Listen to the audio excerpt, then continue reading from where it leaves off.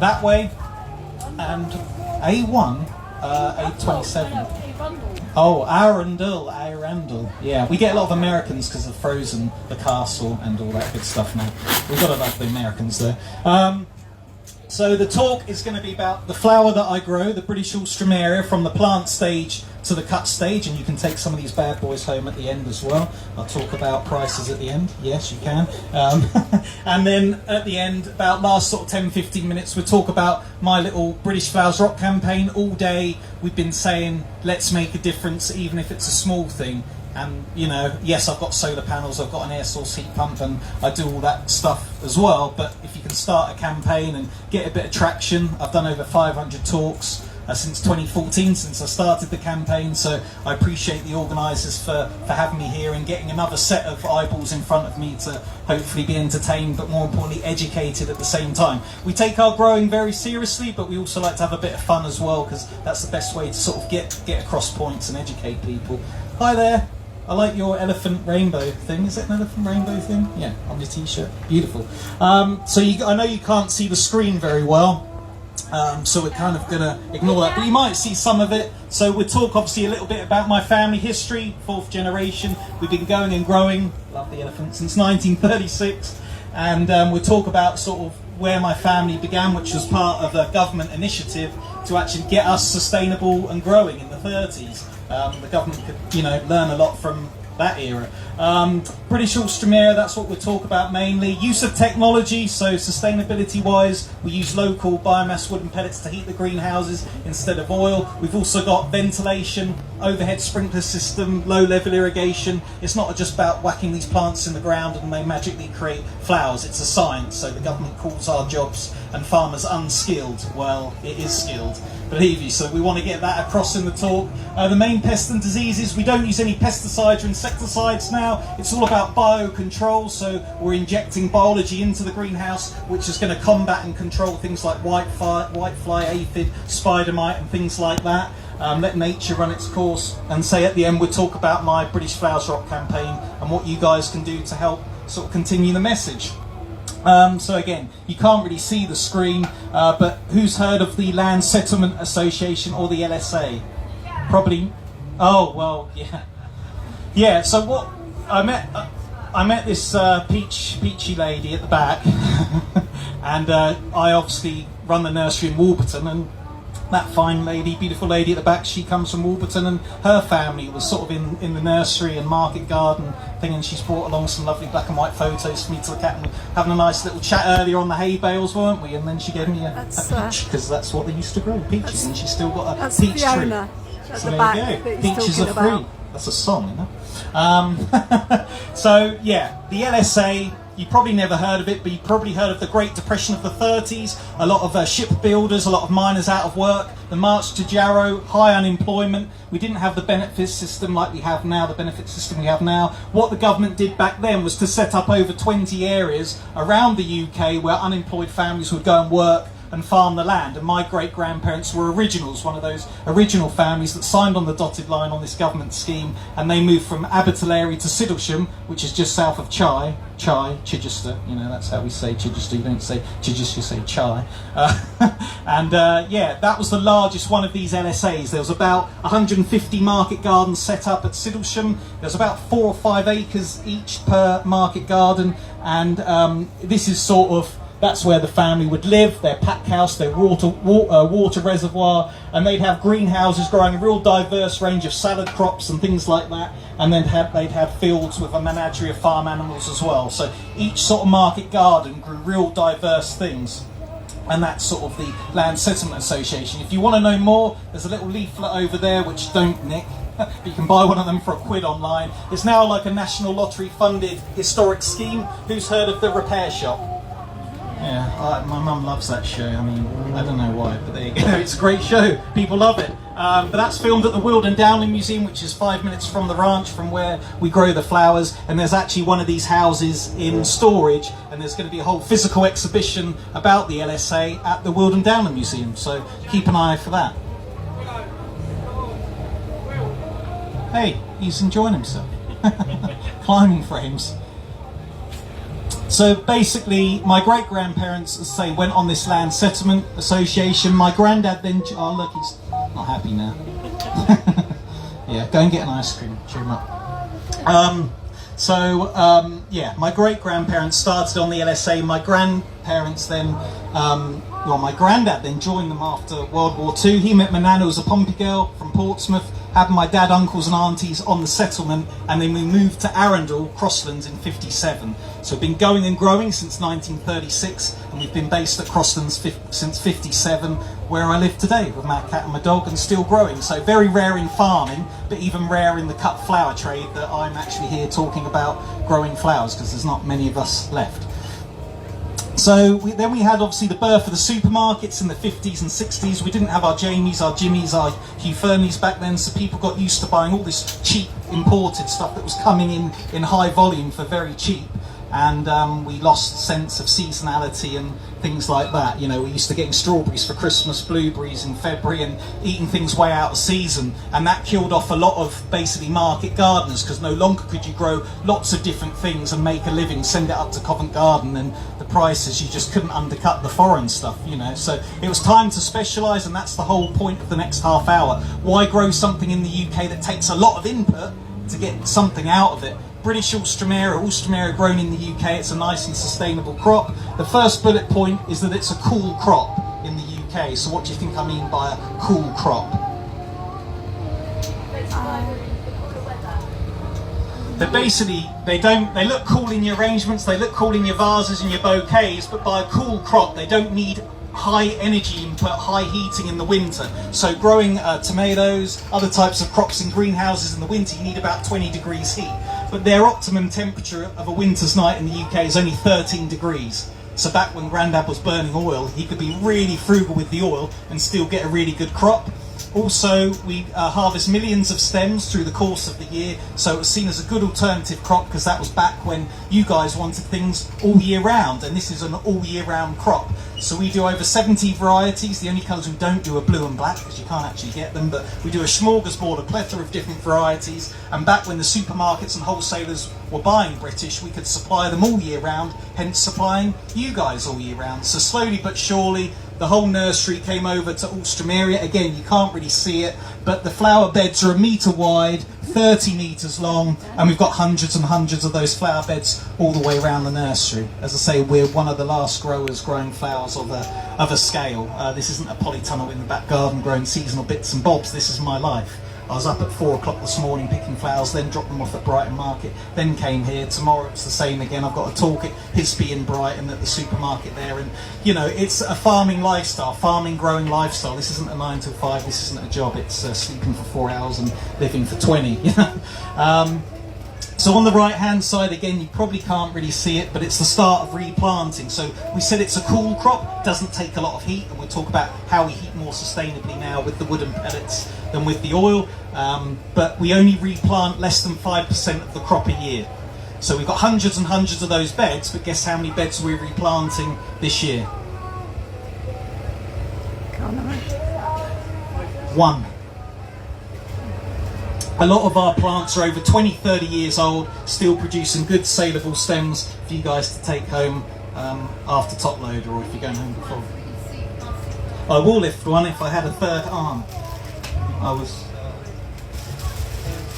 We'll talk about, I'll lift these up more because these are a prop, and we'll talk about the posy grade later. But obviously these are closed bud at the moment. But yeah, that's the alstroemeria that we grow. We specialise in it. Common name is Peruvian lily, or lily of the Inca.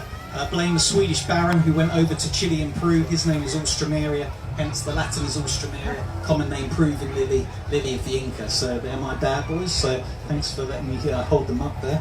And now I need that other arm back.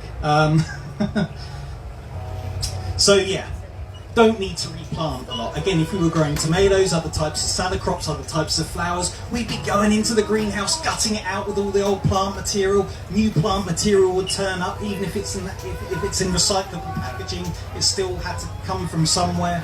So we don't do a lot of replanting, keeping that carbon footprint nice and low.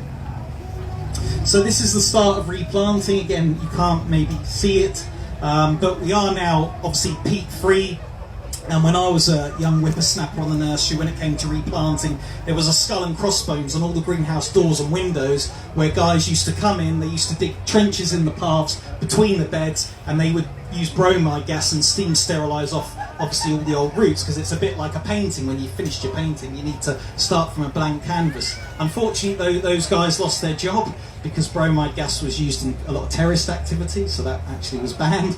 So now we use basamid, which is like a white powder. That gets sprinkled onto the bed, gets rotivated in, polythene goes over for a couple of weeks, that kills off all the old roots, then the polythene comes off, which we obviously reuse, give it a couple of weeks, and then the gases are released from the soil, and then we can start replanting. So again, if we were a nursery sterilising 100% of our soil, that would be pretty dang bad, because we're killing off all the good bacteria in the soil. But as I said, this year we're only doing 1 bed, last year we did 0 beds, so it's a nice sustainable crop that we're not doing that all the time and only in little areas.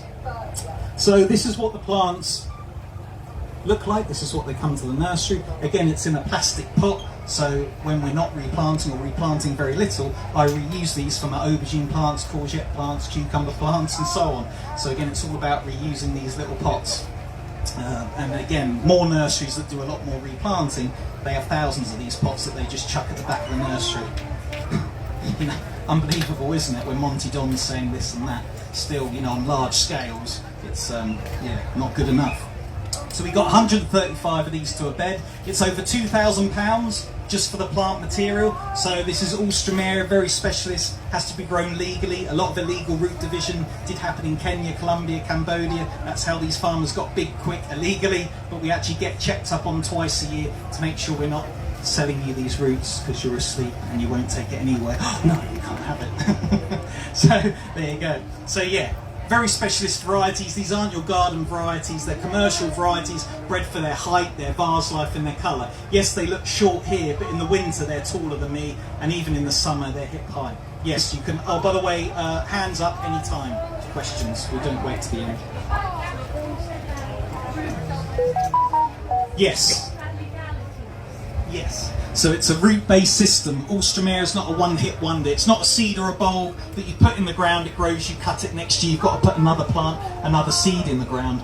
In this pot here, there's a maze of rhizomes, tubers and root systems. So all of our beds, that's why if we look after them, they'll look after us. It's not a one-hit wonder, it's a nice sustainable crop. So if you've got good roots that cope with the British weather, and we've been doing it for so long, we know what varieties cope best with the British weather. We look after the root system. Nice healthy plants that last for, well, longer. The ones we're planting this year will last longer than me. You know. Yes, so yeah, we're a nursery. It's like you take your kid to the nursery to sort of grow. Yeah, so we're not doing DNA cell division and coming up with varieties, so we have to pay breeders' rights. A lot of your veggies, flowers, even grown in the UK, because it's our government, we have to pay legal fees and things to people that make the plant material, whereas in other countries in the 60s and 70s they didn't really get checked up on as much as us. So yeah, it's all very specialist and it's got to be grown legally. No, that'll be illegal for us to take cuttings and divide them and all that. Oh yeah, but that's a lot with your fruit, veg, flowers. Again, this is what this talk's all about, just educating you that it's not as easy as whacking stuff in the ground and growing it and selling it. There's a lot of stuff in the background that NFU, DEFRA and stuff need to change, basically. Again, you may see it, but we've basically got our heating pipes that go round the base of the bed. We've got a low-level irrigation pipe that runs just above the soil, the whole length of the bed, and we've got an overhead sprinkler system, just to give you a basic setup of the bed. So, talking about first of all, any questions about the Land Settlement Association or the history of the nursery, anything like that? We sort of split it up a bit, let's give a bit of input from you guys if you want, or you can just sit there and look happy. Beautiful people. Any questions about sort of the history? Yeah. Okay, so with the Land Settlement Association, have all of those things been sold off privately now? Yeah, so this fine lady, she's asking about what's happened to the LSA. So the LSA was obviously set up by the government to get people back into work and be self-sufficient, especially during the war. We had the land girls, dig for Britain, grow for Britain, and it really sort of came in to its own, but it was Margaret Thatcher that got rid of the LSA as it was known for, basically. So obviously the market gardens couldn't then cope because they didn't get any funding or help. So one by one, if you go around Siddlesham now, they're all multi-million-pound houses where they flattened all the greenhouses and now they're really expensive. Yeah. So yeah, there's not many people like my family that are still growing that have heritage from the LSA. So it's quite a rare thing that with my nan, my granddad's no longer with us, but my nan, my dad and uncle's mum and me, we sort of were part of the LSA program, looking back on it. And for me as a younger grower, it really sort of, it's just nice to talk to people about where we've come from and things, because obviously I wouldn't have had that. A lot of growers don't have that, so. But yeah, unfortunately, yeah, Margaret Thatcher, she wants people on phones and computers and all that rubbish. But yeah, so there you go. Any other questions about the LSA, anything like that? As I say, you can type into Google Land Settlement Association and it comes up with all that. And I say, check out the Weald and Downland Museum soon, because they have a full exhibition about it. So moving on to sort of crop maintenance. Again, we don't just whack those plants in the ground and they magically produce flowers. There's a lot of crop maintenance that needs to be done. Again, I'm over 6 foot tall. In this picture you can see the plant materials up here in the winter. Another sustainability thing is that we don't have any artificial LED sodium lighting in the roof of the greenhouse. You go to Kent on holiday, there's a blackout blind in your Airbnb because all the tomato farms have got all that lighting lighting up the sky. The bats and the birds at night are all sketched out and weirded out because they don't know what the heck's going on, because the sky is just brightly lit because all of the greenhouses growing all the fruit and veg, mainly tomatoes. So apart from putting in a little bit of heat, we grow our crop very naturally, even though we're in greenhouses. So with the poor light levels in the winter, the plants search for light like plants do. You put one away from the window and it will arc towards the window.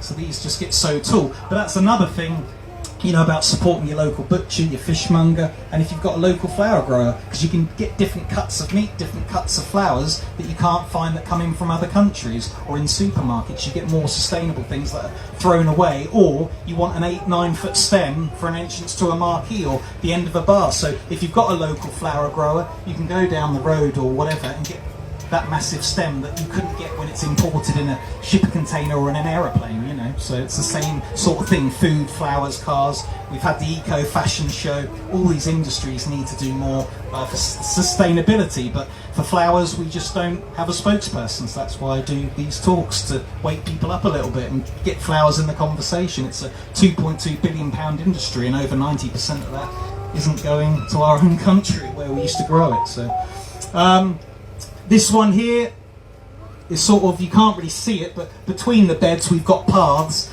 and when the plants get rocking and rolling, they encroach and invade our office space, our paths, and we call that tucking in. When you get a lot of new plant material, that needs to be tucked back into the wire netting to train the stems, because we don't want staff walking down the beds and trampling on all the stems and having wonky stems and things like that. But we will talk about wonky stems later, as we know with the wonky veg.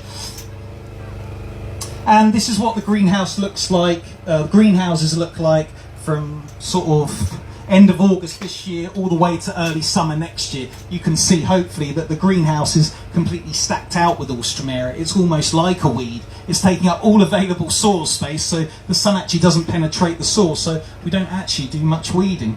And when we do, we don't use any chemicals. That's literally on your hands and knees pulling out all the weeds through the summer. So that's what I did in that 40-odd degree heat the other day, just in board shorts.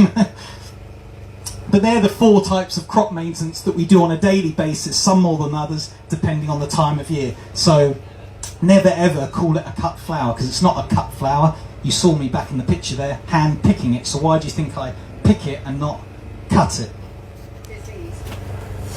Yes. But also we've mentioned that it's a root-based system. You're absolutely right. So if we were to cut those stems, all those old stems that you've left on the root where you've cut the stems away from, they'll go brown, rot, decay, and you'll get root disease. And also with the roots, the bits of root coming up, the stems coming off the root, you're inhibiting and stopping further growth. So if you pick alstroemeria, you're keeping the root nice and healthy, stimulating more growth, healthier root, healthier plant, more flowers, happier customers. So that's why we pick it and never cut it. So never ever call these a cut flower, because they're a hand-picked flower. We talked about tucking in. That happens just before spring and autumn, when we're tucking back in all this new foliage, and thinning out in the winter. So in the winter, with the poor light for their winter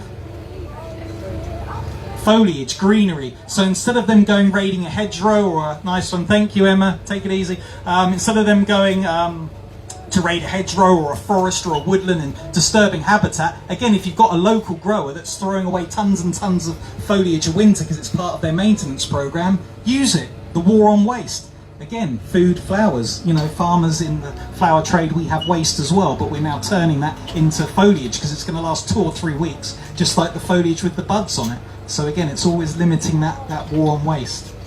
And again, the fourth one on the list is weeding, which is luckily we only do through the summer. It's not all the time. So we also do tours. You may have heard of Open Farm Sunday. Anyone? Yeah, you have. What do you think of it? I've never been to one. Say that again. I've never been to one. Say that again. I've never been to one. She's never been to one. Exactly. That's a great answer. So the NFU, sponsored by Sainsbury's of all people, they have Open Farm Sunday, where it's one Sunday out of the whole year where less than half the farms are open for you and go and talk to farmers like me. What are the chances that you're available on that Sunday and there's a farm near you that's doing this scheme? 0. But we are open 24/7, 365. So if there's more than 10 or more of you, there's cards over there. We do tours, just like the Body Shop tour when I was a kid. But yeah, it's a proper 2-hour tour, and you get to see all the sustainability stuff we're doing and get to basically find out that it's not as easy as whacking at the ground and watering it. So again, these people have great ideas, but they're not executed that well. So I just took that idea, ran with it, and made it way better. So there you go, Open Farm Sunday, or come to Crosslands anytime, you know, it's a lot better. So you get to see all this in action. Again, you can't really see the slides, but the flowers, they get picked and they go into boats. Grandad called them boats, but they're basically troughs on wheels with water in, so they go straight into water. Then they go into one of our grading sheds and they get graded out into our posy grade, which is the grade in the marquee today, and our premium forestry grade. So that premium forestry grade, they're 90 centimetre long chunky stems, and they're used for proper expensive bouquets and things like that. And then obviously our posy grade, which we'll talk about more later on. So they get graded out by hand, and then they go onto our conveyor belt. They head towards one of our big red machines there. They get cut, they get de-leafed, they get binded, they go into a recyclable, reusable sleeve. But more importantly, if you do want to take a bunch of flowers home, we can take that sleeve off. I can reuse that tomorrow, and you can go home with a chemically package-free bunch of flowers, which you couldn't do in Waitrose, Tesco, or Lidl, or a florist, or whatever. You know, again, flowers are supposed to be fresh, romantic, nice and easy. You shouldn't have to think that hard about what's behind the flowers, but in 2022 you do need to think about where your flowers and how it's all been processed. So that's sort of a real quick sort of process. They get graded out, they get processed, get packaged, and they go into the chiller within 5 minutes. So they're from soil to storage in under 5 minutes. Again, what's the point of buying local, British or whatever when the flowers have been hanging about? You know, this is organised chaos. You know, we want it nice and processed, nice and quick, nice and efficient. So a little bit of a recap. From the end of March till Christmas, we harvest 7 days a week. And then between Christmas and Valentine's, sort of the depths of winter, we're still harvesting 3 days a week, so we're always quite busy. We talked about keeping it fresh, and we keep mentioning the posy grade through the rest of the talk. So any sort of questions about the replanting and any other topics we've been through? Yeah.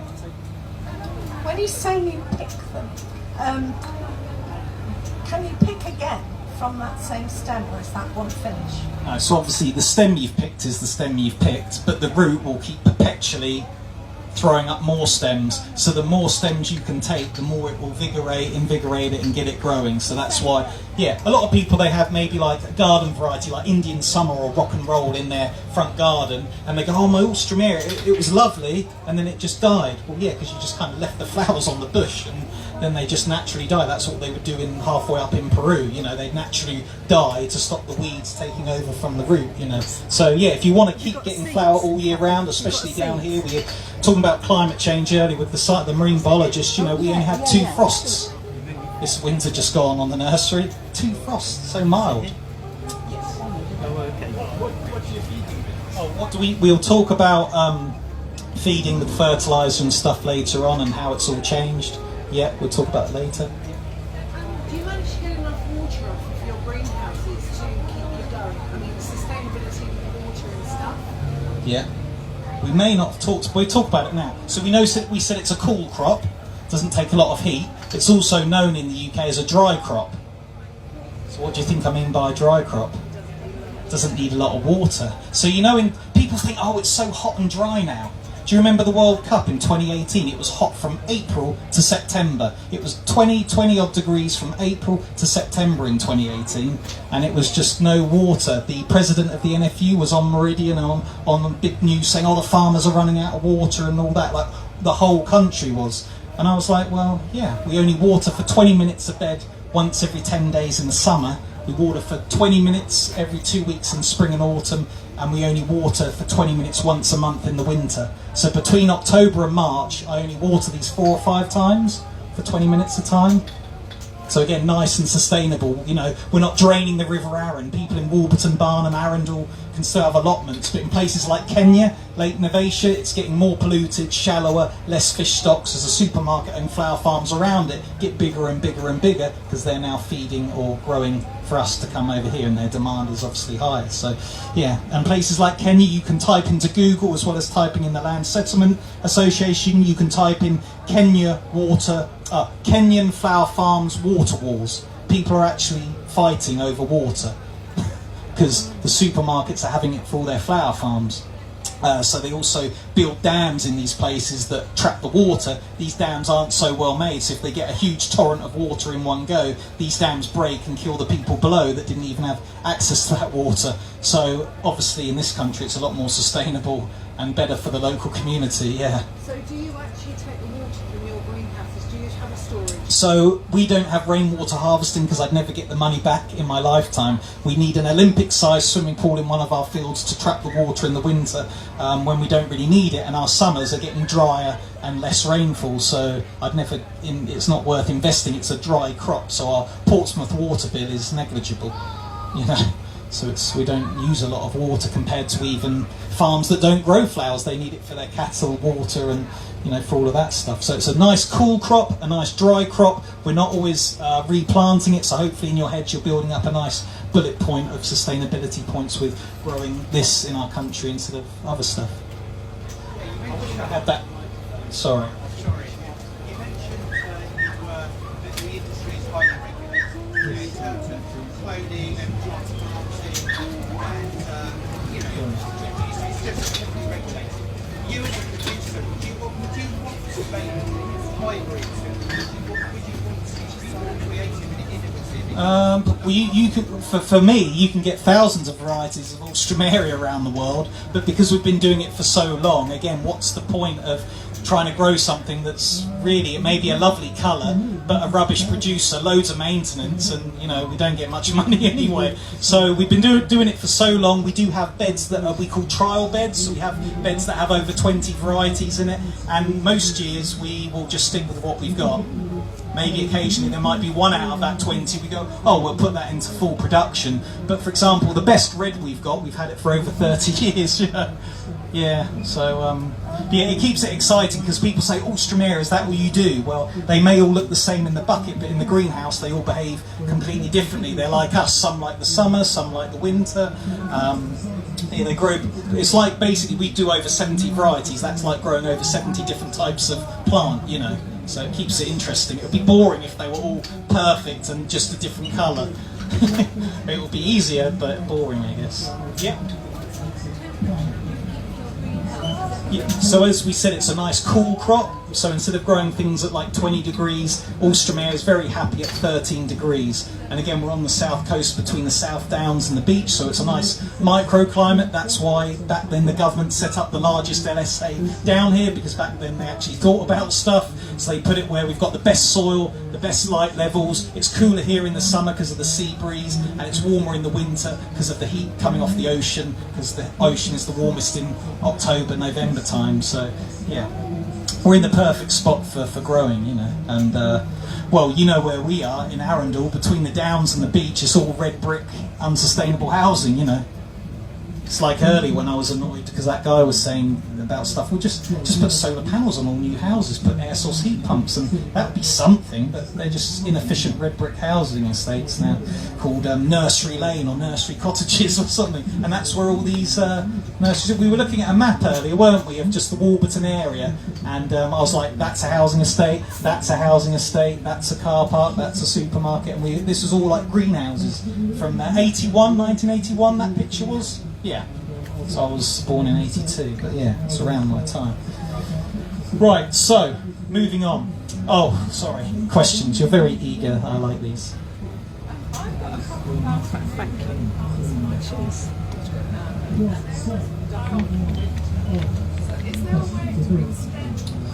Where are your plants? Are they in pots in greenhouses, conservatories in the house, or are they in the border?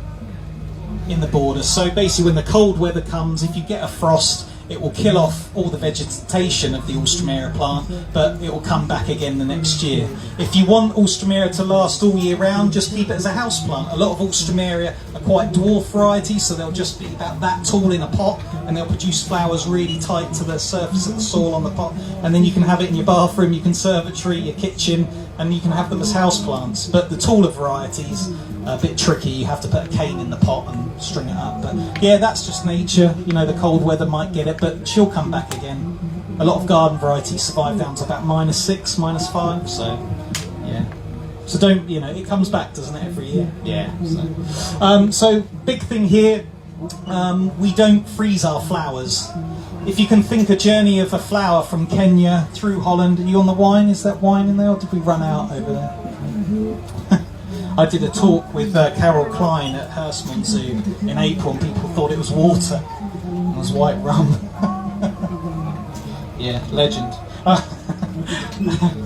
Yeah, she's a fan saint.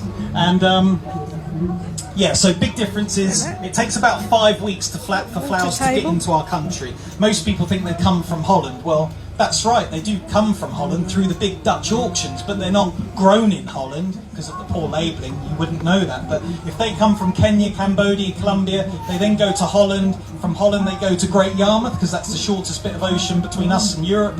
And then basically they go to a middleman, to a wholesaler, to a supermarket pack house, then into the shop, to storage, to your friend. You might get a bunch of flowers, they might last a week, if you're lucky, although alstroemeria should last a month because they last forever anyway. But yeah, so basically they have to freeze the flowers at about 1/2 degree. And because they want to fit more flowers, if you fit more of something into the same space, you make more money. So to fit more flowers into shipping containers or aeroplanes, they pick them at very immature bud stages. It would be like picking a strawberry when it's greeny yellow, instead of when it's nice ripe and red and juicy. Like these are all picked at nice big fat elongated colourful buds when they're ripe and at the correct bud stage, but they pick them very immature, squeeze them all into a container, freeze them at 1/2 degree, you bring them out into your home. Big lilies stay like big brown bananas and never open up properly and get sort of brown and weird. Roses have no scent because they're doused in chemicals, stay tight, go brown and die. Alstroemeria, tiny little butterfly weirded papery pale things. Well yeah, because they're 5 weeks old, they've been frozen, pumped full of chemicals. Does that mean there's a big thing now with these letterbox flowers? Are they dealt like that? Yeah. We'll talk about where we get our flowers from pretty soon, because we've got a lot of questions. Letterbox flowers, they went up 600% in lockdowns because people are like, oh, we'll just send flowers because we can't see them, I'm just thinking of you or whatever. But yeah, that's a big problem with the letterbox flowers as well, that they use imported flowers. Well, some people aren't happy with the service because the flowers turn up looking pretty ropey and broken and whatever, but we will get into that, But really here we're talking about storage and distribution. These were picked this morning, they've come 2 hours down the road. It's quite a journey. But I tied it in with doing this talk and dropping off at Brighton Market, so every time I go out in the car, I make sure, right, what else can I do on my journey?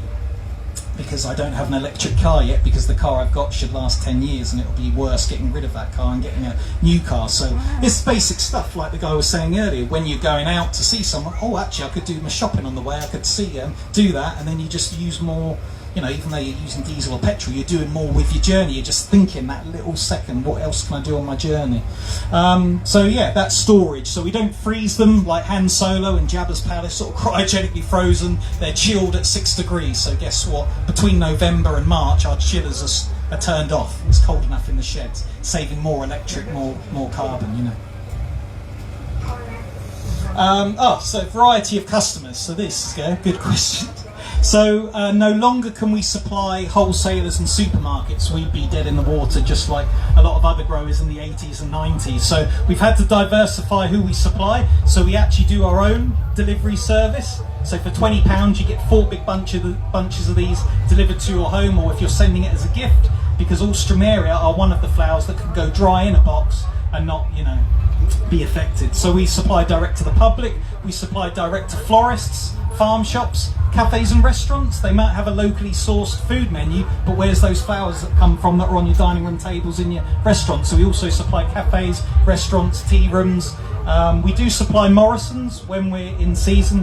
That's all right. No, go and enjoy yourselves. You don't want to listen to me. No, enjoy yourselves. I think there's some more wine out there somewhere. Yeah, it's just we started the talk with all the table full. So we supply Morrison's now, but basically variety of customers. If you can think of any supermarket in your head, we used to supply them. The last supermarket we were supplying was Sainsbury's. I got a horrible phone call from a lady, Valentine's Day 2020, which isn't unusual. Ben, you got me alstroemeria again. I wanted red roses. These women, they don't understand. You know, I've grown these with passion, love, sustainable. You don't want red roses, you want red alstroemeria, or any coloured alstroemeria. But yeah, but no, seriously, this lady from Sainsbury's, she phoned me up on Valentine's Day 2020, and she said, Ben, we don't want your flowers anymore because we can get them 4p cheaper a bunch from Colombia. So that was Sainsbury's gone, and you go to the top of Sainsbury's Twitter page and they want to be carbon neutral by 2030. You know, this is what everyone's banging on about, but they need to action what they do behind that word. Again, it's not a legally binding contract, which is what another speaker said earlier. So, you know, 2030, you think, oh, it might be okay by then, but if people keep lying to themselves, then it won't be, you know. Be 3030 or whatever. So yeah, that was Sainsbury's, but we do supply Morrison's. They actually have a target where 30% of their flowers they want to be British by a certain date, but we'll see how that goes. And we can no longer even send to Covent Garden. So we used to send hundreds of boxes to Covent Garden, Spitalfields, Western International, but now we do 0 boxes. Because Grandad used to get £1.95 a bunch in the 50s, now we get 50p if we're lucky. So that's why we had to diversify about who we supply, and we just supply people that care about planet Earth. You know, so you've always got to do that. So yeah, so logistics, packaging.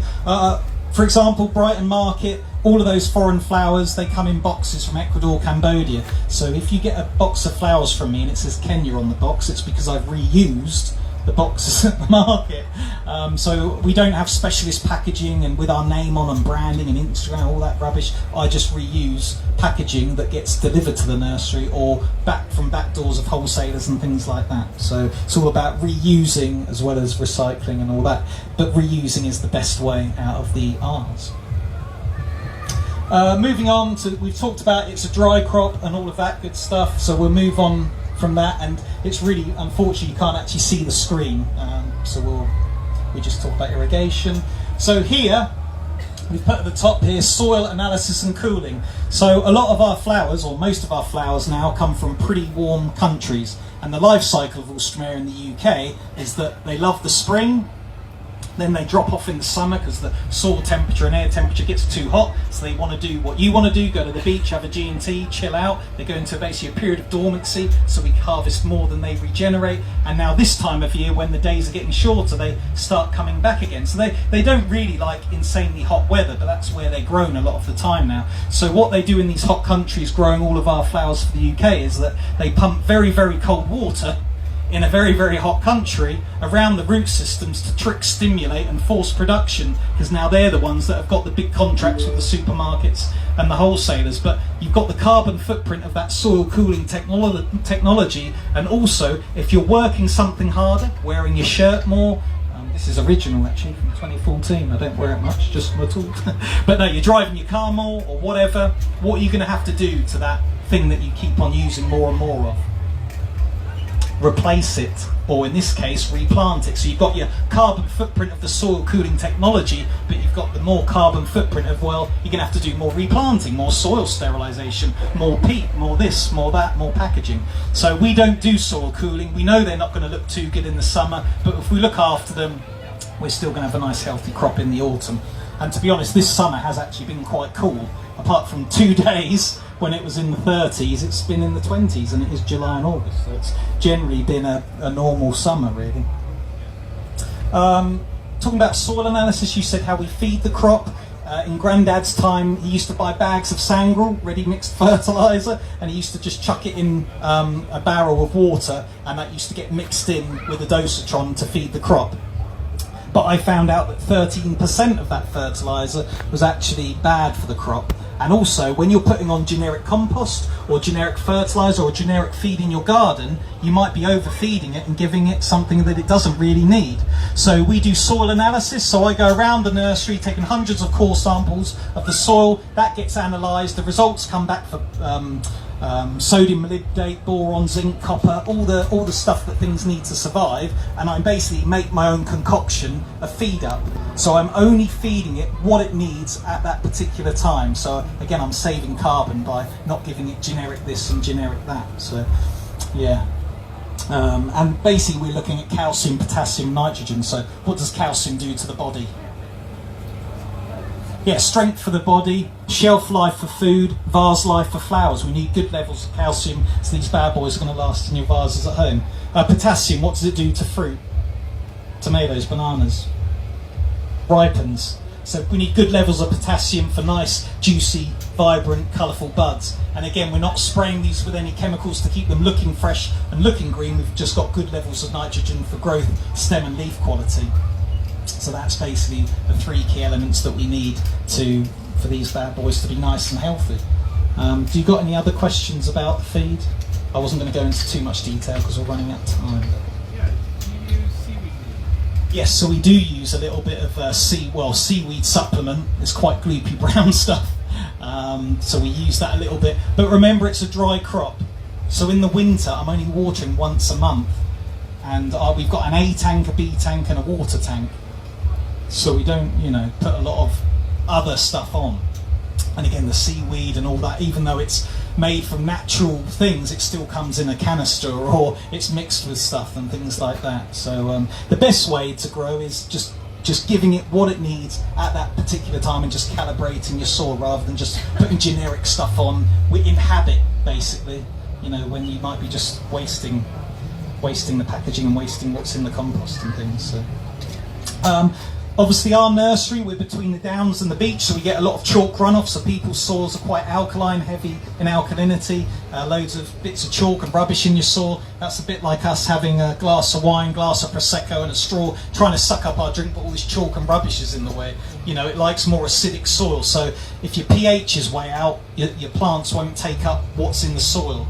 So again, you can add all this stuff to your soil, but if your pH is way out, then again, you're wasting the environment, wasting energy, so you need to look after your pH as well. And again, we're peat free now, so Grandad used to put on peat when we replanted, and we didn't replant a lot, so we didn't use a lot of peat anyway, but now we are peat free, and we have about 20 tonnes of organic compost delivered every Christmas, so thank you, Santa, because they come in big builder's bags open to the elements, and if you open your compost bag, you need to apply that straight to your soil, because if air and stuff gets into your compost bag, all of the microbes are going to die off because they've got nowhere to breed and get to. So as soon as you get your compost and open your compost, apply it straight away to wherever you're going to put it. So yeah, we get 20 tonnes of compost, which has got to be hand fed onto those beds within a week at Christmas time. So, but we have good levels of biology, and you may find it weird, these have actually come out of Mother Nature's earth. A lot of your fruit, veggies, flowers, even grown in the UK, because they've sterilised and sterilised and sterilised their soil, they have no goodness left in their soil, so they have to grow out of rock wool or these big metal trays, and it's all computerised, and you walk in and it's like a spaceship, because they have no goodness left in their soil, but we do, and that's another sustainability point for growing alstroemeria. So we'll talk really quickly. We're not burning oil anymore. We're burning. Can that straight? Yep. Oh no, I've broken it. What you done? Ben, No, I've broken it. sort him out. Just plug it in. Just push it in more.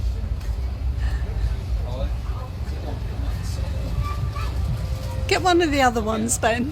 We have like 4. I'll have that. Sort it out. Should I break the other 3? Yeah, go on. Why not? I've got 10 minutes. Yeah, so we're near Goodwood and Slindon Estates. A lot of forestry that has to be managed, and all that wood basically gets into these pellets, and that's what we burn. But remember, it's a cool crop. We only burn about 100 tonnes of this a winter, but now we're only burning about 60 tonnes because it's just so mild here in the south now. So not oil, but sustainable wooden pellets from locally sourced woodlands. Oh, I think the whole electric's gone off, isn't it? Is it? Has that gone off? Oh, that's on. Ah, how odd. Anyway, you couldn't see that anyway, could you? Could you? Ah, so the one lady. Let's see if I can... Oh, there you go. I think it may have turned off because it's been on all day. It might have like a safety setting. So we'll move on to biocontrol quickly. So, again, we're using biology to control pests and diseases. Right now. So we don't use any pesticides or insecticides. Anyone use these in their greenhouses? Good man. What are these? Oh no, you've got the microphone. What are these?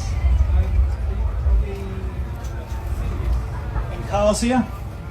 Incarsia. So these are basically mini wasps. Where my finger is here, in this little circle, you get 60 of these Incarsia, and they're predators of basically whiteflies. So hang this up where you've got a whitefly problem. These mini wasps will come off of the card and they'll make hosts of the whitefly larvae. Basically, you've controlled your pests. These are really good to hang up around banker plants or companion planting. So if you've got aubergine plants, tomato plants, whitefly are more attracted to that than our flowers. So I've actually literally done a video of this on my IG channel. But yeah, you can hang these up on your banker plants, and then you basically set a trap for the whitefly because they'll be attracted onto the tomato plant, and then these mini wasps will basically eat them. Basically. Oh, there you go. It's sort of loading it. But also we use these guys, Phytocelis. These are a type of mite. They're twice the size of spider mite. So when you get a spider mite problem, you can just buy these for £10 online. Sprinkle these guys over your spider mite. These guys will hunt down, feast and gorge themselves on the spider mite. And once these guys have done eating the red spider mite, these guys then eat themselves. They don't actually harm the crop. So again, it's all about using biology and also quick gardening hacks. You've probably seen these around. Probably not the most environmentally made things, but these yellow sticky traps that you can hang up. And basically the yellow ones are really good for aphid and whitefly, but they come double-sided. So the way to prolong your lifespan of your yellow sticky traps is to peel off one side first, use up one side, and then peel off the second side next to you. You prolong the lifespan. They have just released some red sticky traps, and they're really good for leafhopper. So if you don't spot leafhopper by things hopping on leaves. Leafhoppers are like the vampires of the gardening world. They'll suck out the goodness of your leaf, and you'll get this white chain of bleaching, or people call it spit, on your foliage and leaf. But these are perfect for getting the adult leafhoppers stuck to these, and then you've stopped the life cycle and you're back to having nice green foliage. So I'm going to move on to what's on my t-shirt, and then we'll go into questions because we're running out of time through one thing and another.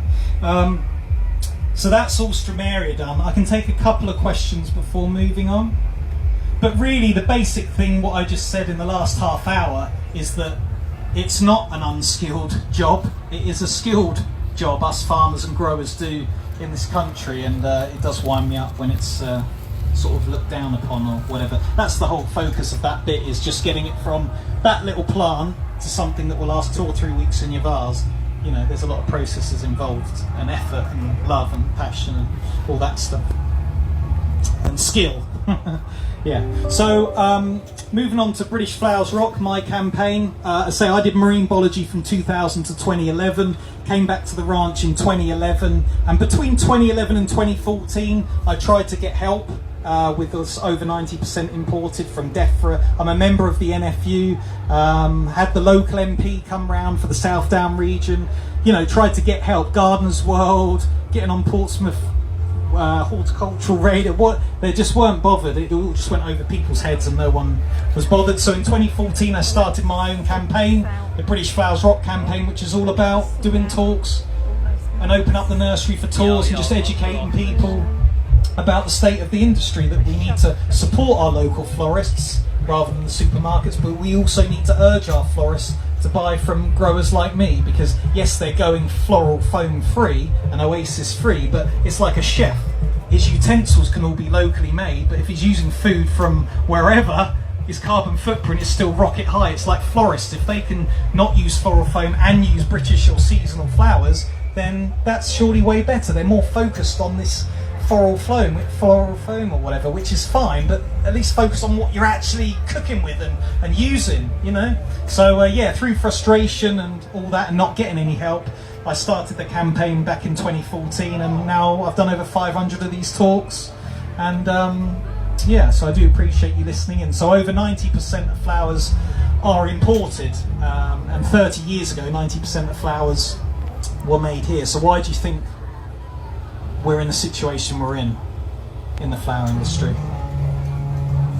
Price. If something's 0.011p in Kenya, they go over to Kenya. They won't think about heritage and transport and all that.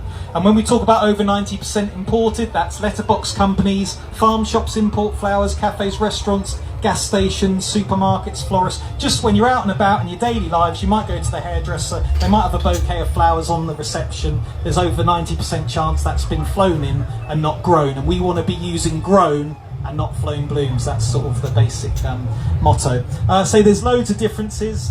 We haven't even mentioned, you pick up a bunch of flowers, what do they usually attach to the bunch of flowers down here?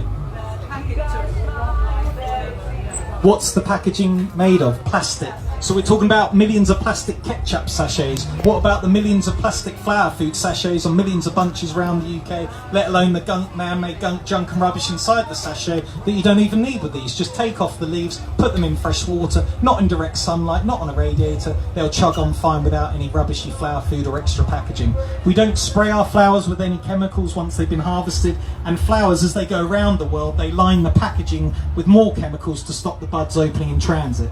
So no chemicals on our packaging, no chemicals on our flowers, no sellotape, no plastic sachet, no flower food. And as I say, if you want to buy a bunch for $2.50 in a minute, we can take off that plastic wrapping, which is recyclable, but I can reuse that tomorrow, and you can go home with a chemically free, package free bunch of 2 hour down the road bunch of flowers.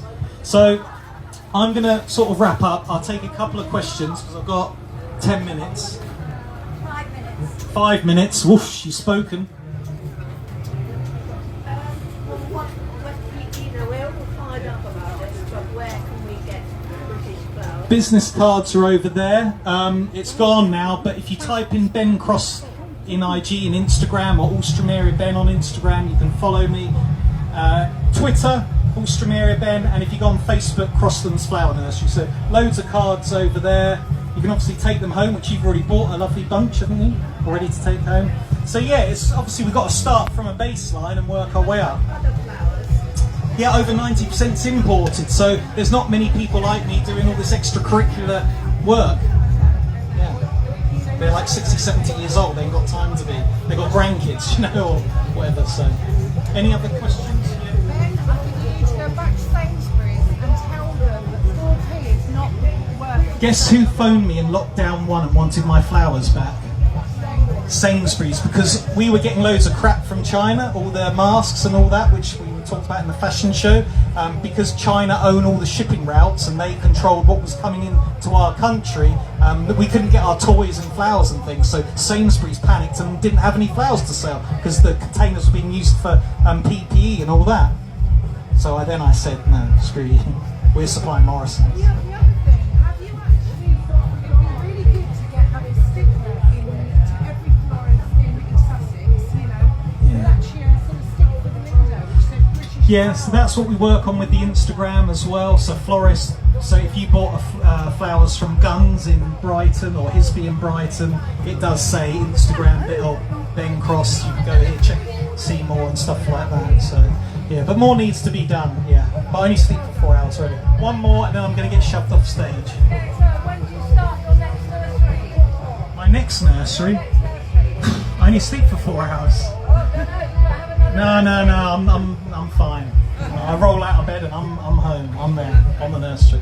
But thank you very much. Say alstroemeria Ben on Twitter and Instagram, Crosslands Flower Nursery on Facebook. Loads of cards over there. These are $2.50. I've got change. You've been wonderful, beautiful.